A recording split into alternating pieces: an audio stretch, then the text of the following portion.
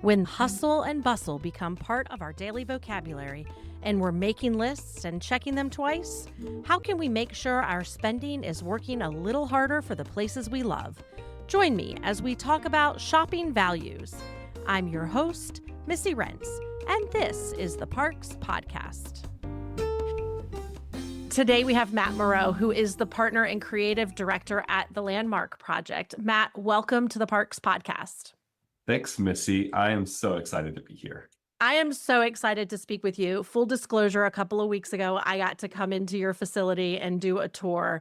And I loved the Landmark Project before, and I really love it now when I see the tender, loving care that you guys put into every product and piece of art that you create. So I'm really grateful to you for being here.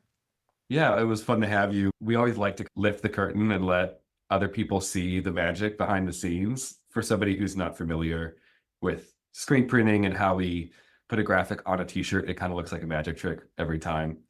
And I don't get tired of it. I've been doing it for 20 years, so I don't get tired of seeing it. The artwork lives on my computer screen for such a long time before it actually makes its way onto a t-shirt. So I understand how it's fun and you get to meet the crew, and it was great to have you. And I think people sometimes, I for one, take for granted that t-shirts they just happen.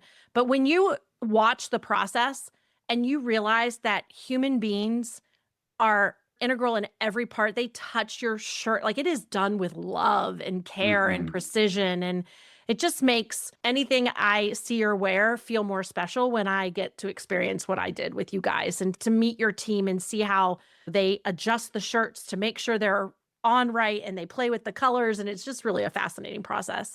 Yeah, I love that. Yeah. I'm so glad you got to experience it. Me too. So the Landmark Project, you're an apparel company founded in 2007. So you're almost having a big birthday here coming soon. And big capital A&D, you're a company that is committed to sustainability and conservation. How and when did this whole vision begin for you? We started the company because we were already screen printing shirts for other people. And imagine like a real small company, 5 or 6 people at the most working, and run mostly by outdoor enthusiasts and creatives who all knew each other in college.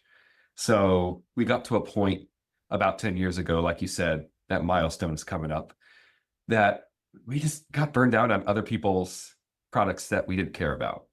It kept the lights on, but creative fulfillment was lacking. So because we were all into the outdoors, spent our weekends outside, we just decided, let's make something that we want to wear. And the idea was not to start a brand, it was to start a creatively fulfilling side project, which is how we got the name, the Landmark Project. And it stuck. Our friends loved the shirts. We started selling them at cost to people we knew. It was like an inside secret. And eventually we had somebody come by our shop and offer to take samples on the road, show them to their retail accounts. We're like, you know what? Sure, let's see what you do with it. And that person came back a few weeks later with purchase orders from local retailers. So we're like, oh, I guess we're doing this. And the Landmark Project was born. We never expected it to scale the way that it has in the last 10 years. So early on in our brand story, we started selling to key REI stores, which then became all REI doors. We started selling to national park stores, concessionaires across the US. And we're now in about 1,500 independent retailers, a couple of key retailers as well. In those early stages of growth, when we were scrambling to learn about how to make t-shirts at scale, we realized how great the negative impact was of the textile industry on the environment. And we were at a bit of a crossroads because we knew if we wanted to do this, we had to do it in a way that we were okay with. And as a small developing brand, you don't have a lot of control over that yet. You don't have a lot of power. You don't have a lot of muscle to flex. So I think the thing that really just stood out to us was let's do this in a way that we could be proud of the way we make our garments, the materials that we use, the way that we screen print, the factories that we partner with. And then also, if we're going to be telling the story of the national parks, or just outdoors in general, conservation, our charitable partners, et cetera, we need to actually have a give back component to these products so that when consumers who are buying these shirts because they resonate with the message on them, we need to make sure that there's a full circle supporting give back that goes back to those charitable partners or just something that the consumer and ourselves that we care about. So that's how we got started there. The early days, since we didn't set out to build a brand, the first thought was like, let's make cool stuff we want to wear.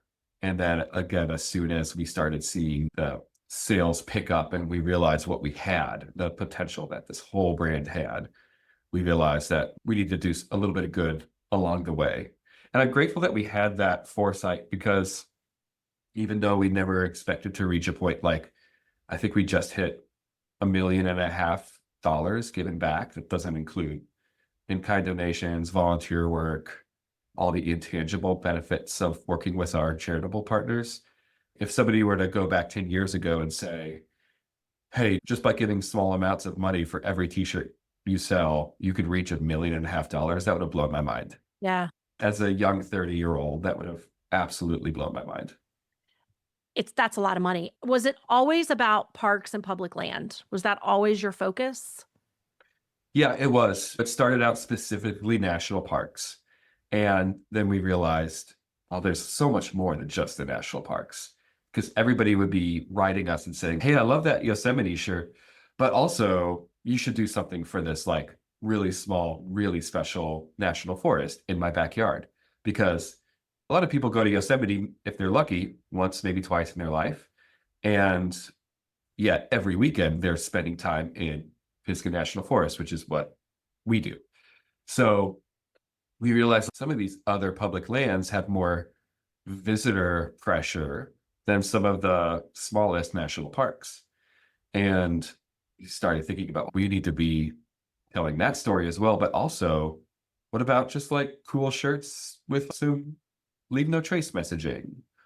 There's so Yeah. much that is adjacent to and related to the idea of park specific that everybody has their own personal landmark. Like our first hashtag was my landmark. We encourage people to use that, tag us and wherever they're going and let us know this is the place that you call home. Yeah. And that just really opened our eyes to the idea that everybody recreates outside in a different way. Whether you're an urban, you stroll the streets of your neighborhood in your city, or you go completely off grid and you backpack through a wilderness area out west, or anything in between. There's gravel bikes, there's rock climbing, there's ATVs, there's fishing. It's a huge industry and a really big tent. So we decided not to limit ourselves to national parks and just really try to be wherever people are enjoying the outdoors and try Yeah. to really like create products that resonate with a huge variety of different types of outdoor enthusiasts. And as you're building the company, it's clear that the give back was part of the mission from the beginning. And oftentimes when I'm talking to organizations, they're like, "Oh, but that's too hard or that's too expensive." How did you overcome that challenge in order to stay true to this mission? Yeah, it certainly is an administrative burden. And the idea of if you're not giving back, the idea of suddenly starting to take margin from your product and give it to something is a little bit scary. Having done it since the beginning is helpful for us because we know like that's just revenue that we plan for as we're designing products. There's anywhere between 1 and 10% of that is getting skimmed off. Sometimes even 20% is getting skimmed off and sent directly to a charitable partner. I like to think about it as if a copywriter who we work with told me this, and so I can't take credit for it, but we were talking about being 1% for the planet. And I love the 1% for the Planet organization. We've been a member for many years now, and they have a network of brands and companies that give to a network of recipient charitable partners that are all vetted and in some kind of conservation or charitable work in the outdoors. And it allows us to choose from a list of predetermined options to give back to. And while we were building this 1% for the planet strategy, I was struggling with the idea that 1% doesn't sound like much. It sounds like very little. And I'm like, are we doing enough here? And how do we tell our customers that like, hey, guess what? We give back 1%. There's nothing smaller than 1%. Like it's so that's like saying we're doing the bare minimum. Please like us. And my copywriter had a really insightful comment. And she's if you go out and you set your compass towards a waypoint, but you're 1 degree off, you're going to end up in a completely different place. And I thought that was so interesting because at the beginning, 1% feels really small, but like looking back from where we started and where we are now, if we weren't doing this, we set our compass right where we wanted to be instead of 1% to the side. We'd be in a completely different place. We'd be completely lost. And that's just a good reminder that like there's no such thing as not giving enough. Give back, I feel, what you're comfortable doing, what you can do, and have the goal to grow that over time if you want to, or invest in very specific local needs if you can. Start maybe by just doing in-kind donations or doing some volunteer work. There's a lot of other ways instead of just big chunks at a time, 10, 20%. I wouldn't ever encourage, I'm a business owner, so I know how important it is to have revenue and margin. Like we're in business to make money. We're not a charity. But I would always encourage people to like start with whatever you're comfortable with. And if you could do better next season, great, do Yeah. better, but don't do nothing. I think that's where, especially if you're building your business around something that really could be so helpful, especially in Right. this current climate, the parks are understaffed, they're under-resourced, and it's getting worse. So being able to provide some kind of small financial aid where it counts Yeah. makes such a difference to the right person. And I also think it's interesting in the outdoor industry, there's a lot of businesses that do give back.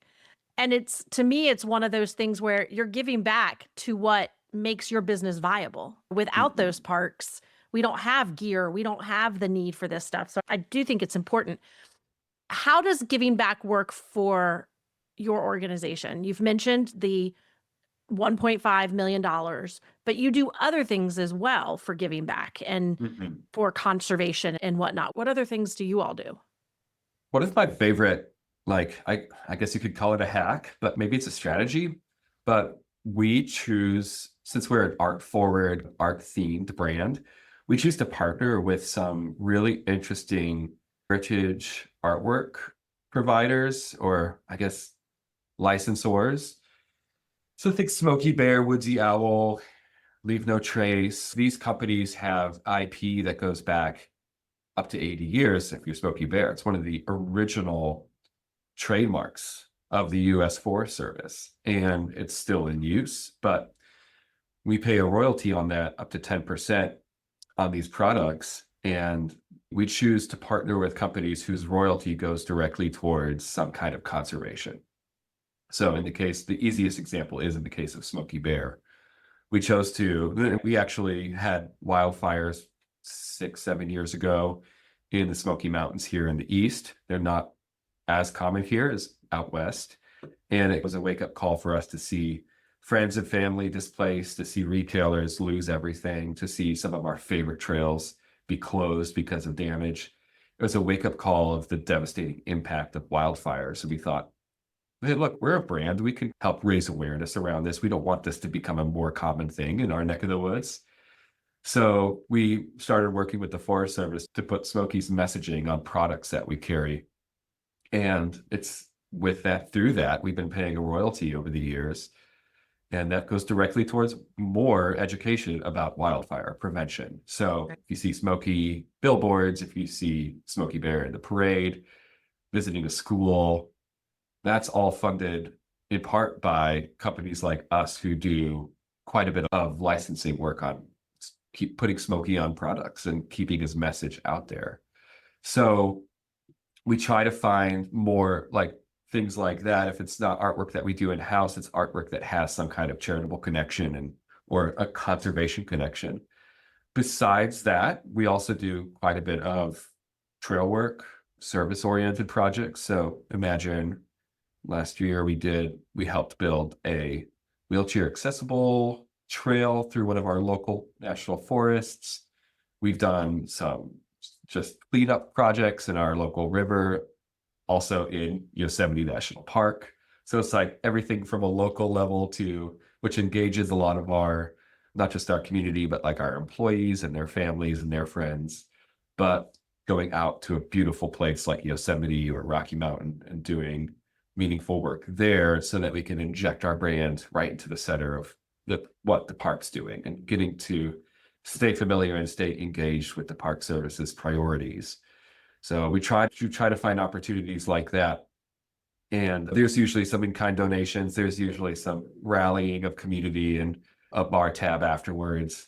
But that all is just ways of, okay, so if it's not just giving, it's not just writing the check, but it's like demonstrating the benefit of rolling up your sleeves, inviting the community to come together on a service project that's just going to benefit them. Are really soul-filling experiences, and to connect with the parks in that unique way is so special. Yeah, it is. And I don't personally sign the checks, you know, and that so it's really easy to get lost in the business operations over here and forget why we got into this in the first place.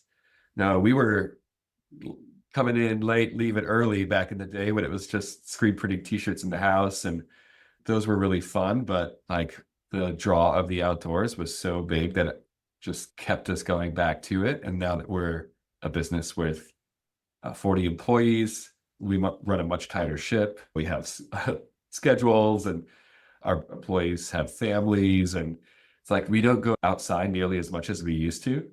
And it's so important to just build in those opportunities to remind ourselves like, no, this is why we started doing this. This is why we exist. This hasn't changed for people. This hasn't changed for us. We have to have moments where we can actually get outside and just reconnect with nature, refill Yeah.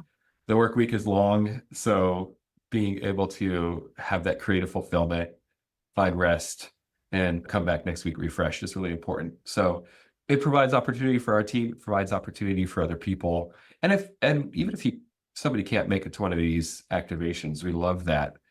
Maybe it's showing them that they're not super hard to do. And hopefully they take the initiative to find whatever is in their area. So your those activations are open to other people to participate with you? Yeah, for the most part, they are. There are, of course, all different sizes and scales, and sometimes we're limited on usually we partner with a ranger or a friends group. They might only have 30 shovels or 30 pairs of gloves, or insurance might cap a group size. So we're always limited on how many people could participate.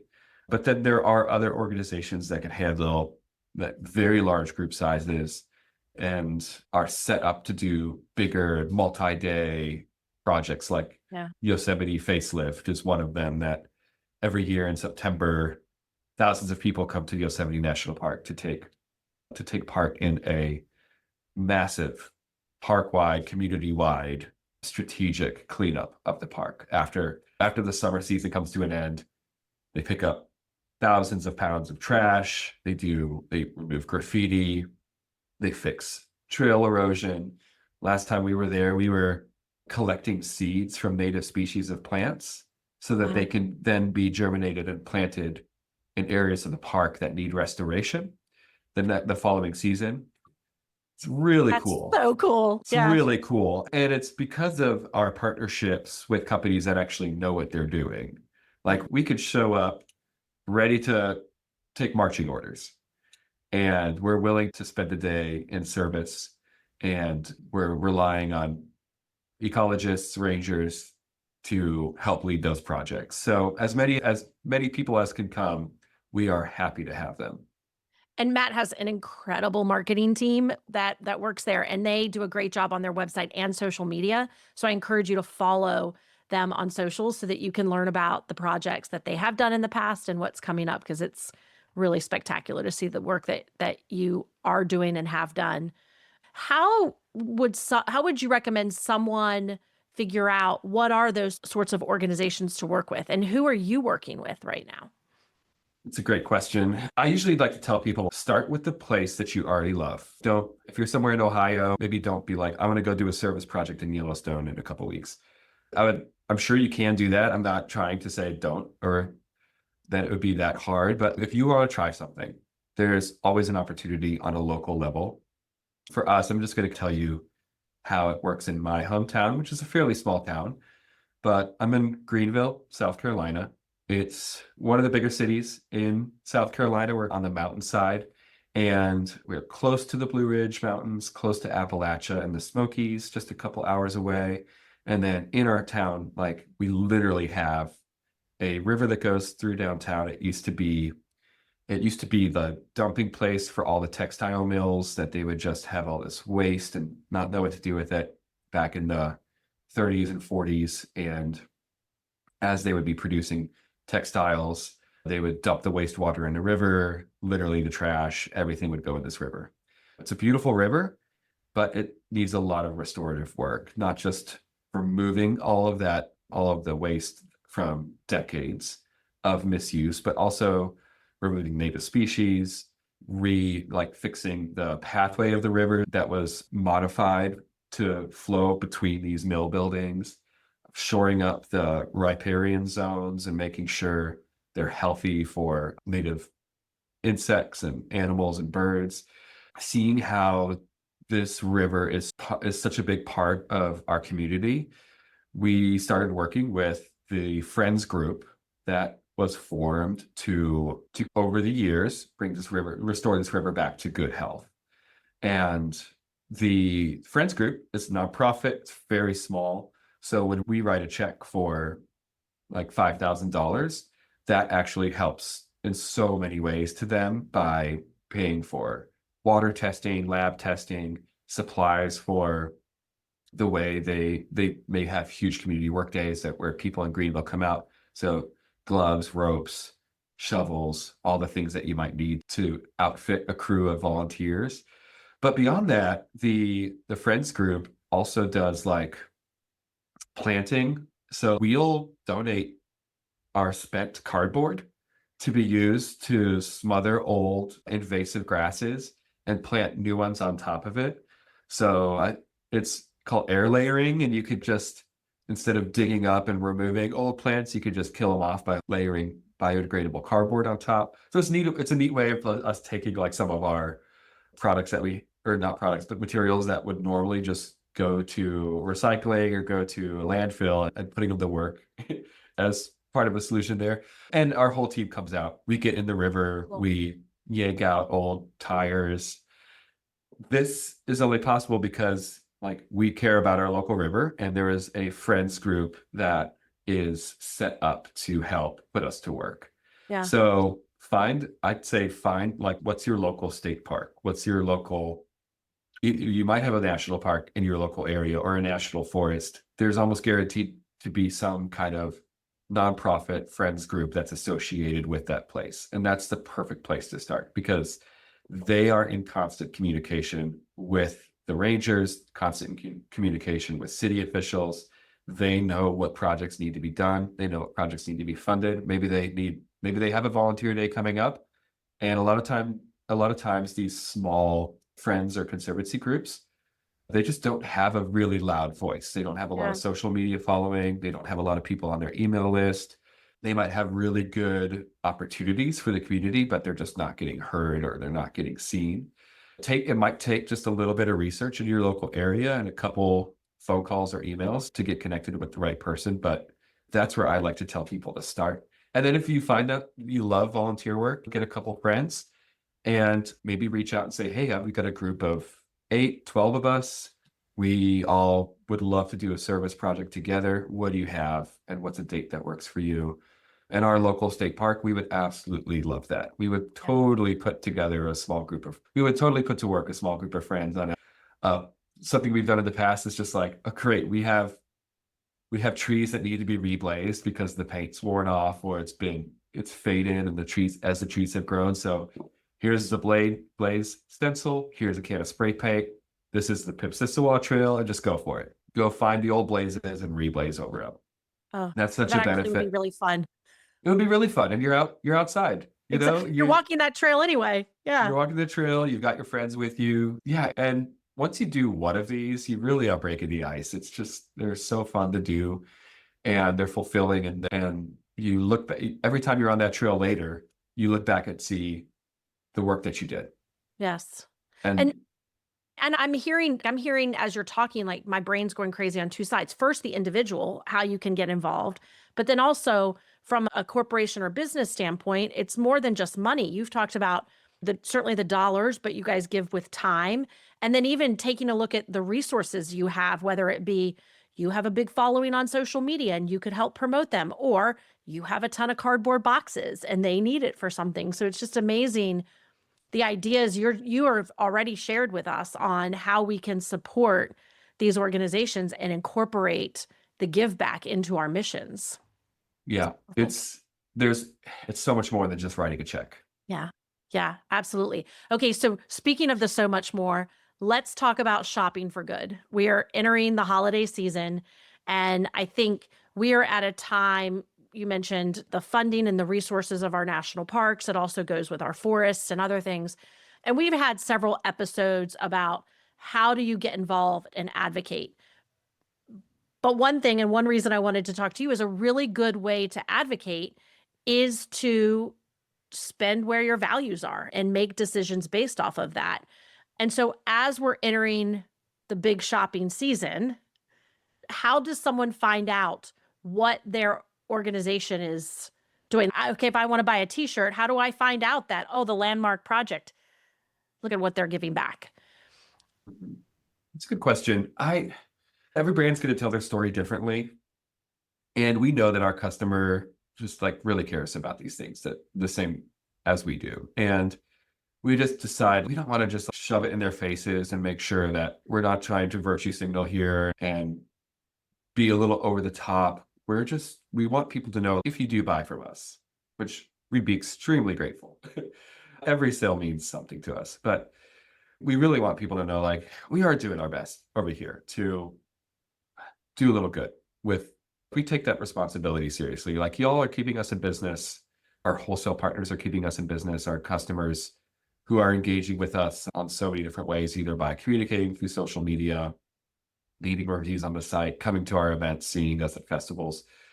Like we listen and we know what our customers are doing with their lives and with their values, and we try to meet them where they are. So our approach is to just make sure that messaging is accessible on our website. If you want to know more, like what specifically does this product benefit, then it's there on the product page. For Smoky Bear products, it goes directly to wildfire prevention. So if you're somebody who lives in a wildfire prone area, if you've been personally affected by wildfires in the past, that's an easy one. And I'd say if you like Smoky Bear products, you probably see a lot of them on the internet. And a good thing to do is just make sure it's a licensed product. Yeah. And can I There's a just, lot. I want to talk a little bit about that just to educate people on the difference. You mentioned earlier licensed, you pay a fee to be able to print Smoky Bear. A non-licensed would mean they're just stealing the artwork or like what? Basically, no money is going back to support the Forest Service, correct? That's correct. Yeah. And the Forest Service does their best to help police this, but you can't catch them all. Smoky Bear's been around for 80 years, and there's a lot of print on demand and Etsy stores and Temu and Sheen, and you can find a lot of Smoky Bear products out there that aren't licensed or Woodsy Owl or any other official trademarks.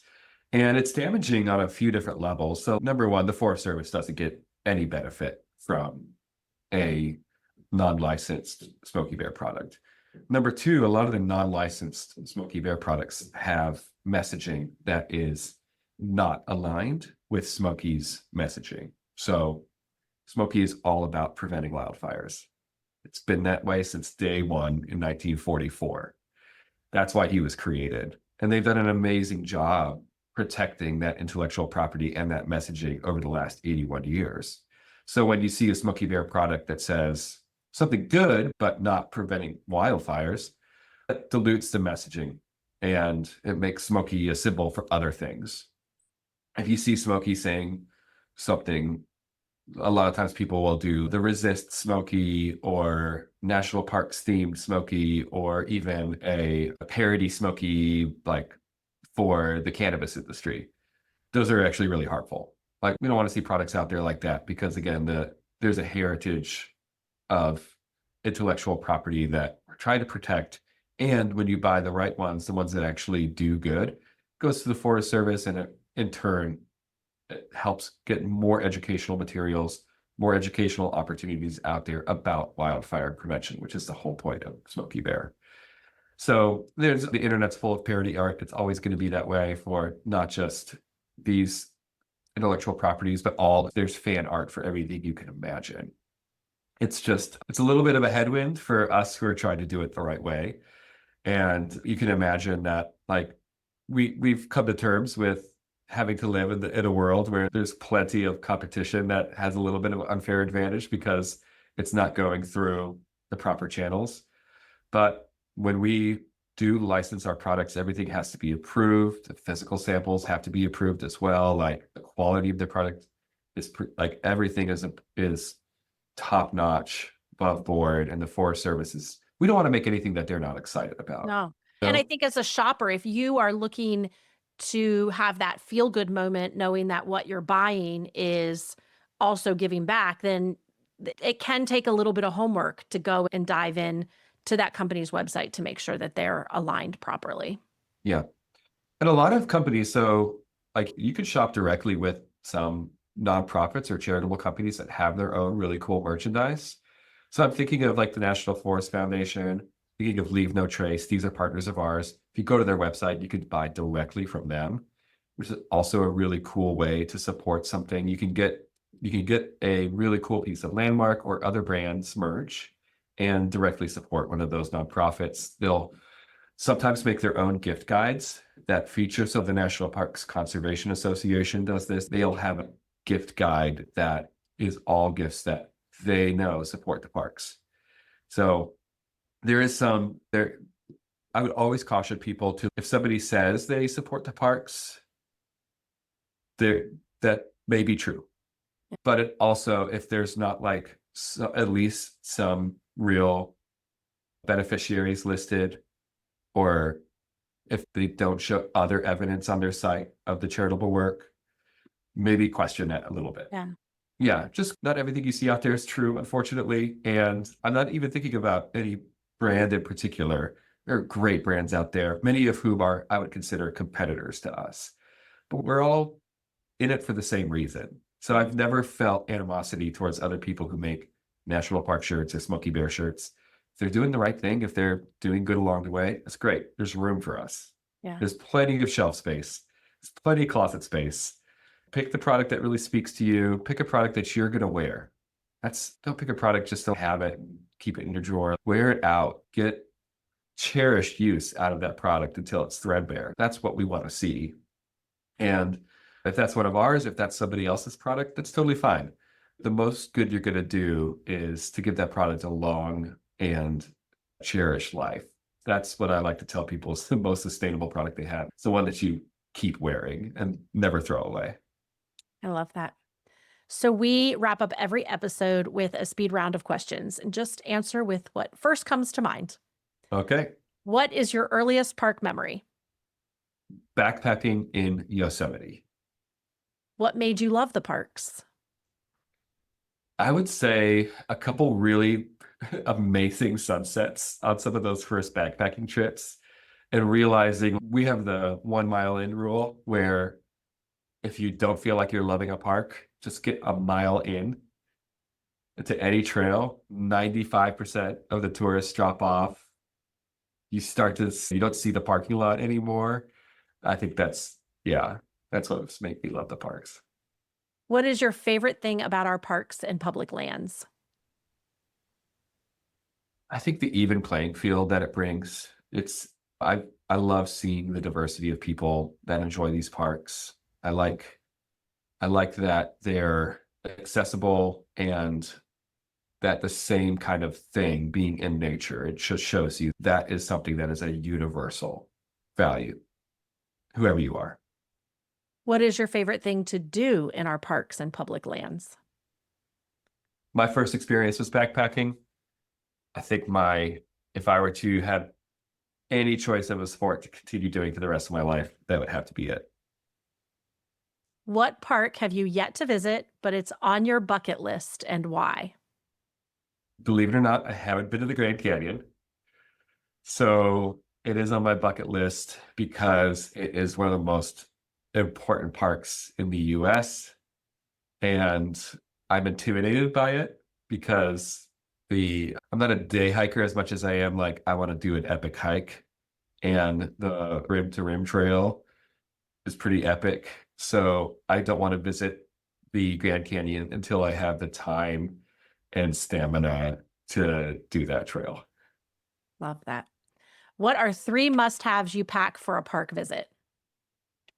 I have a water bottle filter that I take with me everywhere. I don't like carrying more than like a liter of water at a time, so I like to filter as I go. I bring my national park pass, of course. Sometimes I totally forget it and just have to pay the entry again, but you know how that is. I think I can't. My camera, I've got to document these things. I travel with my wife and we joke about the amount of time that I tell her, like, quick, go do that again, go hike up that corridor again. And so I'm there capturing the moments. And I think you'd be able to see me without my camera in hand at any given point. What is your favorite campfire activity? Favorite campfire activity. I really like to cook around a campfire. You put me in a group of friends who are enjoying a campsite. I want a job to do. I don't want the social pressure of keeping the conversation going. So I will frequently put a lot of thought and effort and prep into a somewhat elaborate, like a deceptively simple, but secretly elaborate campfire meal. Yeah, that would have to be it. Tent, camper, or cabin?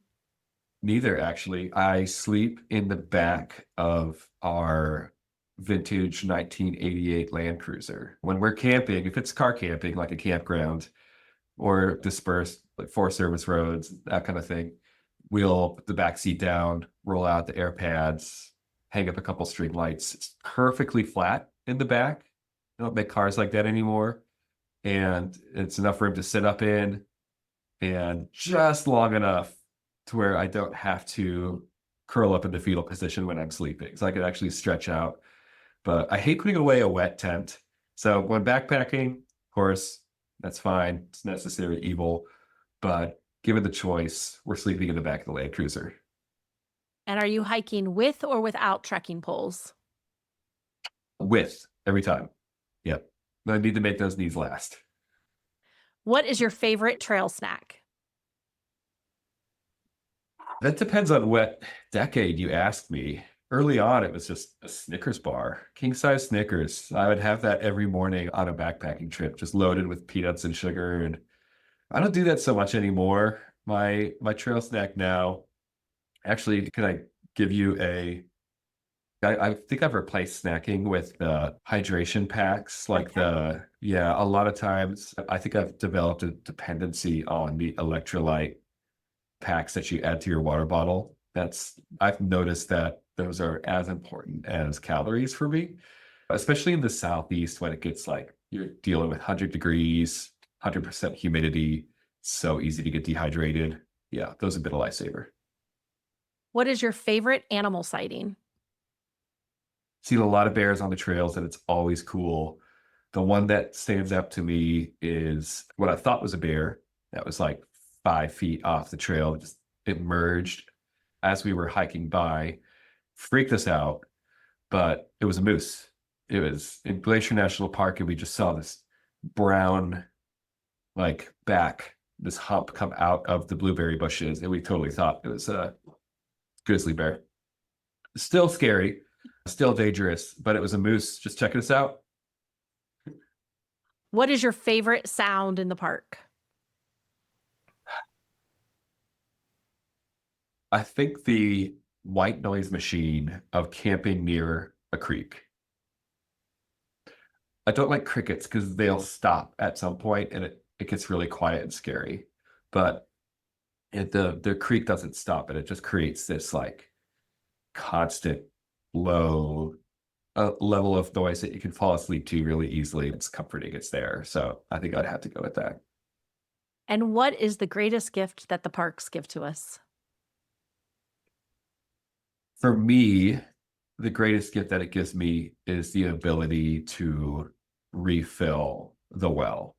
I think that life and work tend to just drain it so that if you go back to keep drawing from that, you eventually will pull up a bucket with nothing in it. And you're like, all right, I just need to escape to nature. So that to me, that's what it is. And I think a lot of people probably resonate with that. You don't have to be a business owner, you don't have to be creative.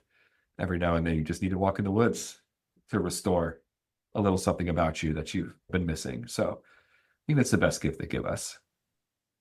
Matt, thank you for your art and your creativity and your cozy t-shirts and for being with us today on the Parks podcast to teach us about giving back when we're doing our shopping and when we're choosing the companies we work with. Thank you. Of course, it was absolutely my pleasure to be here. And thank you, Missy, for telling our story and for also you're such a great way of amplifying things like this that are important. Thank you. That's it for this episode. Until next time, we'll see you in the parks. Thanks for listening. If you enjoyed today's episode, please be sure to like and share on your favorite podcast platform. Music for the Parks podcast is performed and produced by Porter Hardy. For more information, please follow us on Instagram at The Parks Podcast or visit our website at theparkspodcast.com.